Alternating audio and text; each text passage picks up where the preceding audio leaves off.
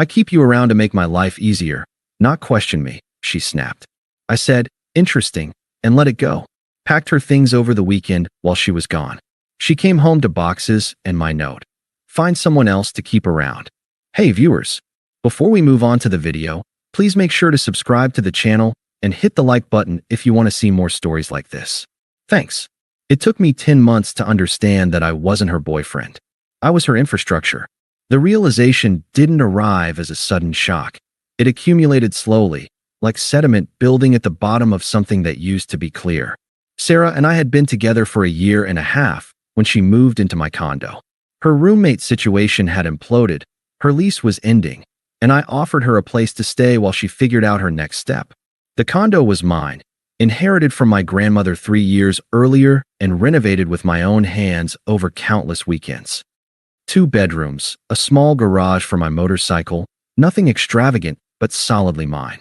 When Sarah moved in, it felt like progress, like we were building something. She never found her next step.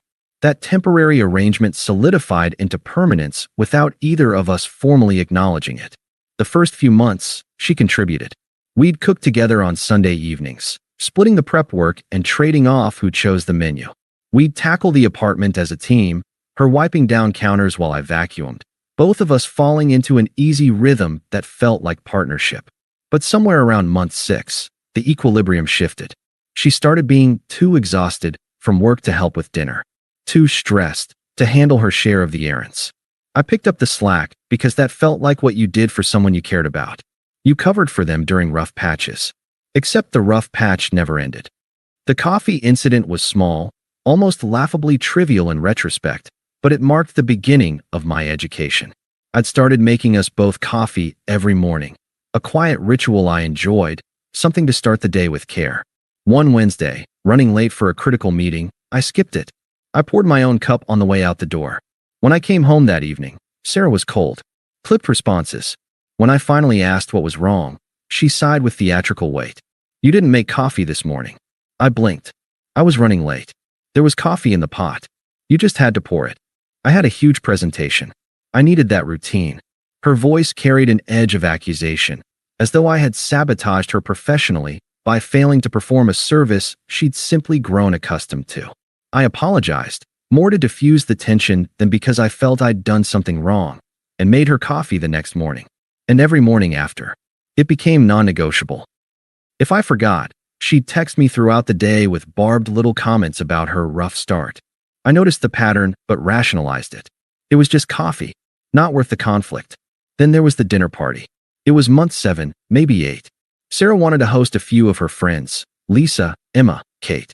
I spent the entire Saturday preparing while she went to brunch with those same friends. She came home around 4, pleasantly buzzed, and promptly fell asleep on the couch. I finished the cooking, set the table, cleaned the apartment until it looked like something out of a magazine. When her friends arrived and complimented the meal, Sarah accepted the praise with graceful modesty. This chicken is unbelievable, Sarah. Lisa gushed. Where did you even find this recipe? Oh, just something I found on Pinterest, Sarah said, smiling. Took forever, but I think it turned out well. I was bringing out another dish from the kitchen. Actually, I made. Jake helped so much with the prep work, she interjected smoothly, patting my arm in a way that felt distinctly patronizing. I couldn't have pulled it off without him. Her friends nodded and moved on. I was the prep cook, the assistant, the help. Later, after everyone left and I was cleaning up, alone, naturally, I mentioned it. Why'd you take credit for that? She looked up from her phone, irritated at the interruption. I didn't. You told them you made it. You found the recipe. You pulled it off. I spent 6 hours cooking, Sarah. She exhaled through her nose, an expression of profound patience with unreasonable behavior. I found the recipe. I sent it to you last week. And it's not like I stood there and said I personally seared every piece of chicken, Jake. You're being weird about this. I just think it's strange that, can we not do this? Please. It was a nice evening. Don't ruin it by keeping score. I dropped it. The familiar guilt settled in, that I was being petty, oversensitive, the kind of person who turned pleasant nights into fights over nothing. By month 9, the errands had become a weekly ritual of resentment. Saturday mornings, before I was fully awake, she'd present me with a list. 8. sometimes 10 different stops scattered across the city. Dry cleaning, returns at 3 separate stores, specific groceries from the expensive market she preferred. One Saturday, I'd finally carved out the entire day to work on my motorcycle. It had been sitting in the garage, neglected, for months. I'd been looking forward to it all week. The simple, meditative work of fixing something with my own hands. She appeared in the doorway at 8 a.m. with the list. I need you to handle these today. I scanned the paper. Sarah, this is going to take all day. I know. I'd do it, but I have that yoga workshop. The workshop is 3 hours. These errands are 6 hours, minimum. Her expression shifted, that familiar tightening around her mouth. Jake, I have plans.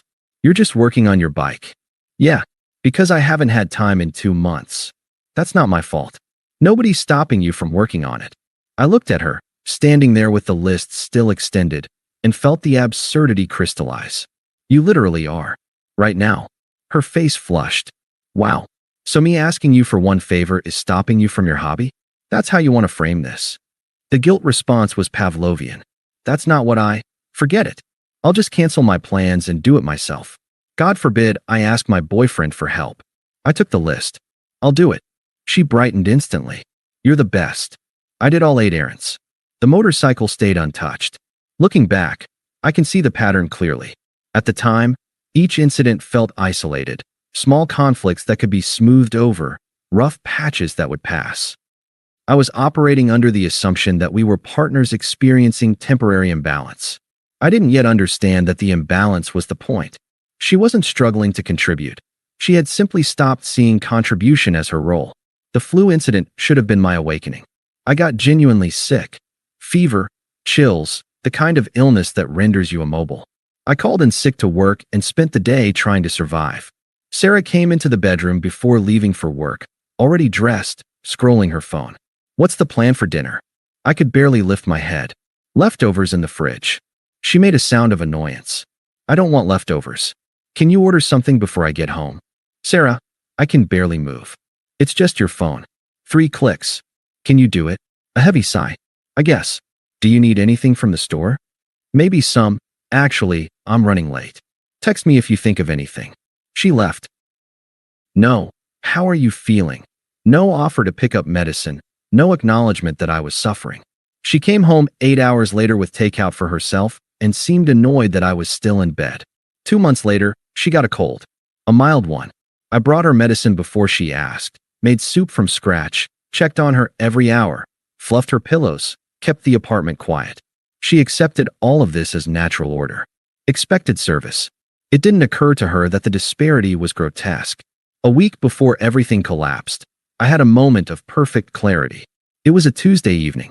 I was sitting in my own living room, and I felt exhausted. Not physically tired, existentially depleted. My friends had stopped inviting me places because I was always busy doing her errands. My hobbies had atrophied. The apartment was immaculate because I maintained it. The fridge was stocked because I shopped. Meals appeared because I cooked. Sarah walked in from work, didn't greet me, and said, "Did you pick up my prescription?" I had. Of course I had. And in that moment, I understood. This wasn't partnership. This was a job I hadn't applied for and wasn't being paid to perform. The fight happened Thursday night. I came home around 6:30 after a brutal day at work. A system failure that kept me late, working through lunch, fixing everyone else's crisis. I was drained. The apartment was destroyed. Her coffee mug from the morning still sat on the table. Her clothes from when she'd changed earlier were draped over the furniture. Mail scattered across the counter.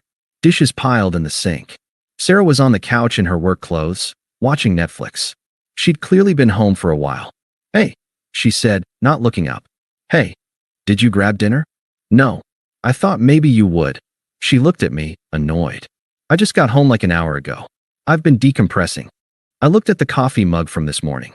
The evidence of her prolonged presence was everywhere. "Were you planning to clean any of this up?" "Clean what?" I gestured at the chaos. "This. Your stuff everywhere." Instant defensiveness. "I was going to. I just sat down for a second. An hour ago." Her eyes narrowed. "Are you seriously timing me right now?" I wasn't trying to start a war. I was just tired. Tired of this. But she was already escalating. "I'm asking if you're going to clean up after yourself." She muted the television and turned to face me fully, arms crossed. What is your problem tonight? I don't have a problem. You've been weird all week. Distant. Short with me. Forgetting things. I haven't been forgetting things. I've been choosing not to do them. She blinked. What's the difference? Something inside me gave way. When's the last time you cooked dinner? I don't know. Why does that matter? When's the last time you cleaned the bathroom? Went grocery shopping? Did anything around here that wasn't directly, exclusively for you? Are you keeping score? Her voice went sharp. Is that what this is? You're tallying who does what. I'm not keeping score. I'm pointing out that I do everything. That is not true. But she hesitated, searching for examples. I contribute. I pay for groceries sometimes. You Venmo me $20 once a month. The grocery bill is $200. Her face flushed red. I can't believe you're coming at me like this. I work too, Jake. I'm exhausted too. Then why do you come home and do nothing while I come home and do everything? The question hung there, stark and unanswerable. She changed tactics, shifting from defense to offense. You know what I think this is really about? You resent me. You resent that I have a life outside this apartment, that I have friends and interests, and I'm not content to just organize the garage all weekend like you. That's not. You like being the responsible one. It makes you feel superior, like you're so much better than me because you meal prep and color code your closet. I stared at her. I meal prep because otherwise we wouldn't eat. I keep the apartment clean because otherwise it would be a disaster. See? There it is. We wouldn't eat. Like I'm some helpless child who can't feed herself. When's the last time you made yourself dinner when I wasn't here? I can take care of myself just fine. Then why don't you? Because I don't have to. The words came out loud, almost triumphant. Because you're here. That's what partners do. They help each other. Help goes both ways, Sarah. I help you, she insisted, but the conviction was crumbling. How? She floundered. I support you. Emotionally. I'm there for you. When have you been there for me? All the time. I had the flu 2 months ago. You didn't check on me once. You asked me to order you dinner from bed because you didn't want leftovers. I was busy. You're always busy. But somehow I'm never too busy to do things for you. Her voice went cold, clinical. You know what your problem is, Jake? You think doing basic household tasks makes you special. Like cooking and cleaning are these grand achievements. I don't think they're achievements. I think they're things adults do to maintain their lives. Well, congratulations on being an adult. Do you want a trophy? I want a partner. She laughed, bitter and sharp. A partner? You don't want a partner. What else would I want? She looked at me like I was stupid, like the answer was so obvious it didn't need to be spoken. You want someone to take care of.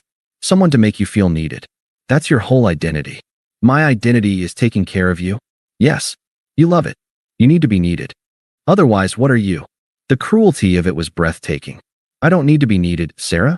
I'd actually love it if you pulled your weight for once. Then why do you do it? Nobody's forcing you. You hand me lists. You get annoyed when I don't make your coffee. And you do it. Because deep down, you want to. Because it makes you feel important. I felt something crack. Who I am. You don't even know who I am anymore. I haven't been myself in months because I'm too busy being your. I stopped myself. Your what? She pressed, sensing blood. Your assistant. Oh, here we go. The victim complex. I'm not playing victim. I'm stating fact. You think you're my assistant? Really? What else would you call it? I cook, clean, run your errands, manage your life. Because you choose to. Because that's what you do. Some people lead, and some people support. Your support. That's just reality. The word landed like a slap. Support. And your role is what? The person I support. My role is living my life and using me to make it easier. That's not. I looked at her directly, the question crystallizing into something sharp and unavoidable. Is it or isn't it, Sarah? Do you see me as a partner or as someone who makes your life easier? She was cornered. I could see it in her eyes, the moment she realized she'd backed herself into honesty. She said it clearly, matter-of-factly, as though it were the most reasonable thing in the world. I keep you around to make my life easier, not question me. The silence that followed was total.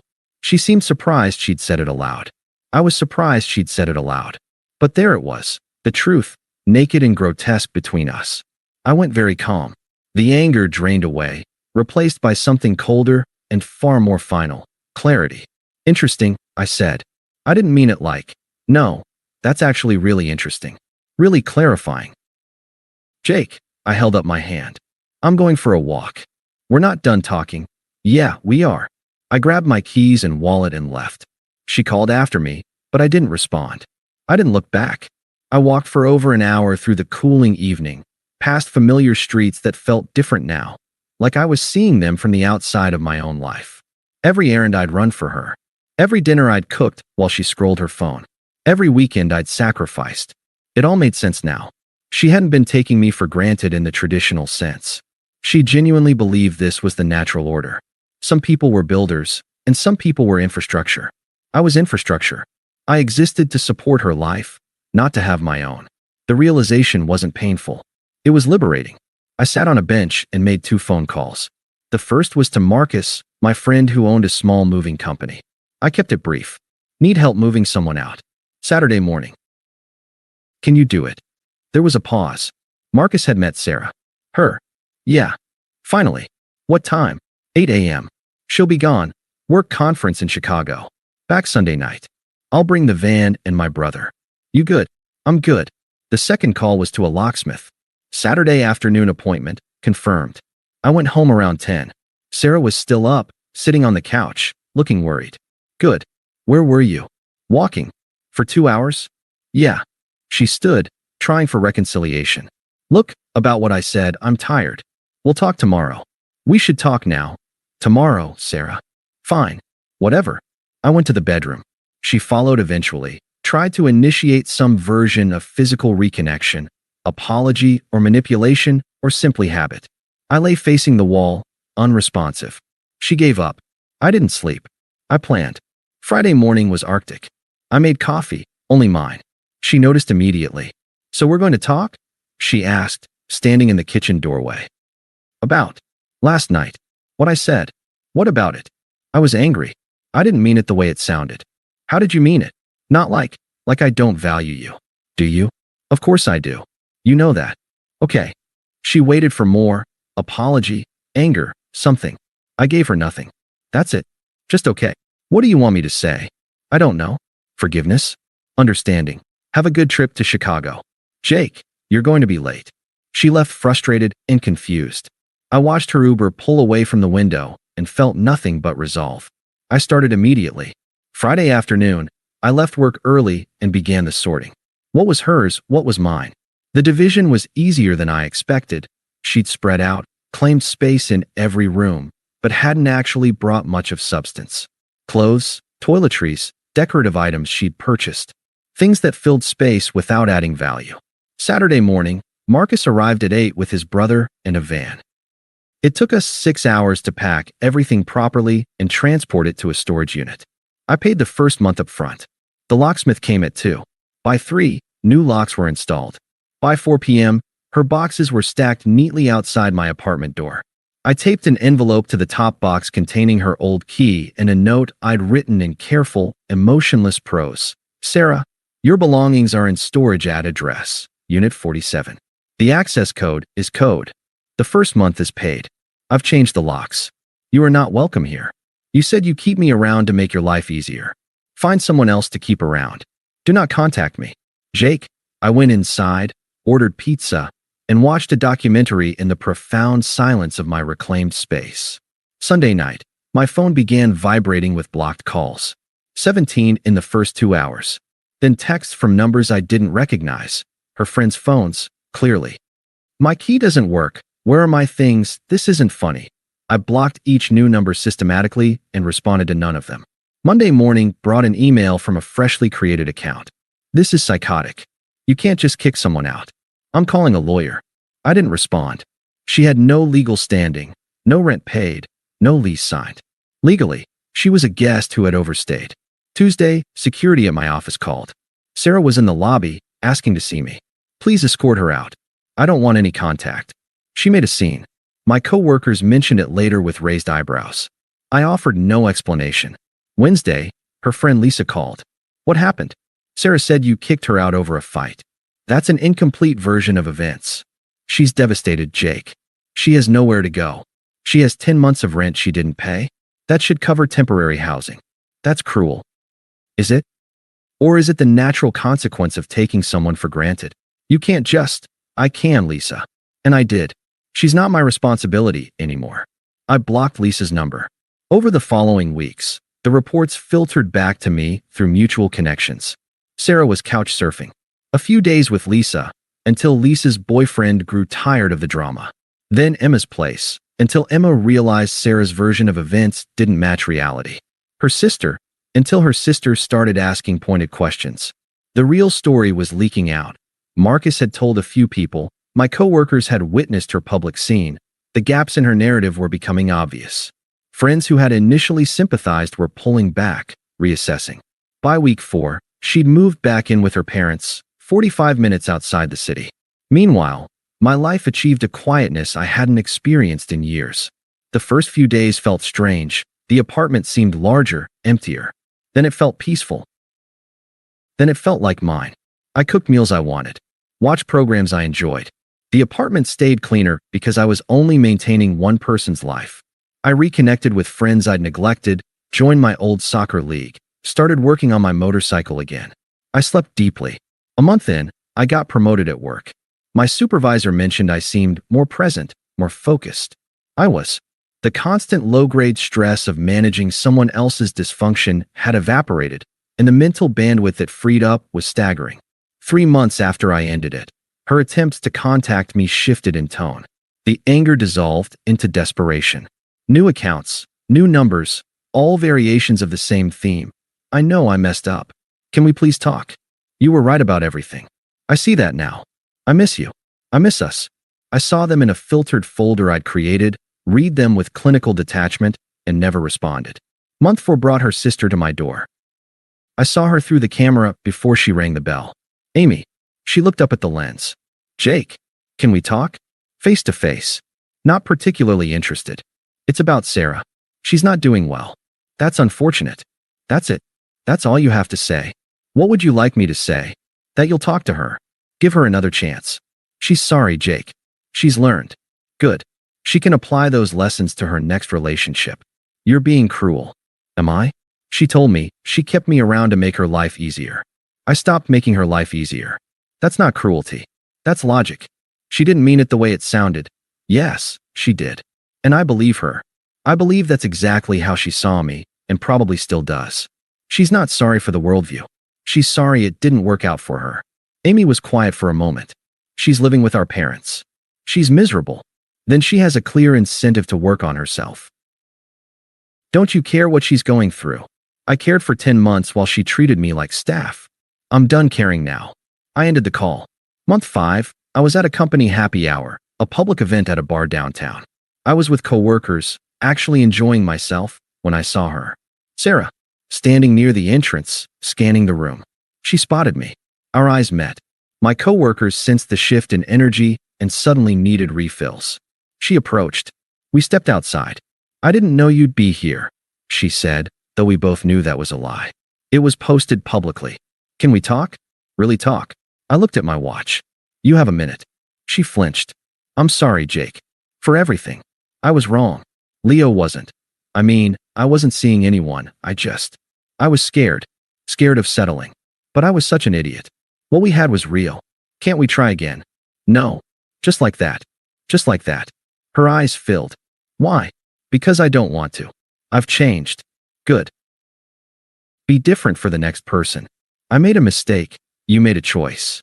You chose to treat me like I existed to serve you. I chose to leave. We both got what we chose. One fight shouldn't end 3 years. It wasn't one fight, Sarah. It was months of you using me while I convinced myself I was being a good partner. The fight just made it impossible to pretend anymore. She was crying now. Please. I'm begging. I wasn't cruel. I was simply honest. I don't love you anymore. I don't even think I like you. And I'm not going to pretend otherwise because you're sad. You're an asshole. Maybe. But I'm not your asshole anymore. I walked back inside. She stood there for a moment, then left. My coworker approached. You okay? Yeah. I'm good. And I was. 6 months after I ended it, life had settled into a new normal. The condo felt like mine again. I joined a hiking group, started seeing a woman named Rachel. Easy, kind, someone who valued reciprocity. Work was thriving. I'd reconnected with old friends. The motorcycle ran beautifully. Marcus sent me a screenshot of something Sarah had posted, something vague about learning who really has your back. We both laughed. I heard she was still living with her parents, still struggling to find her footing, still, presumably, looking for someone to make her life easier. I thought of her without anger, without satisfaction, without much of anything. She was a chapter I'd closed, a lesson I'd learned, a version of myself I'd outgrown. My story wasn't about her anymore. It was about the choice I'd made to stop being infrastructure and start being a person again. And that person was doing just fine. Thanks for watching. Make sure to subscribe to the channel and hit the like button. What do you think about this story? Share it in the comments.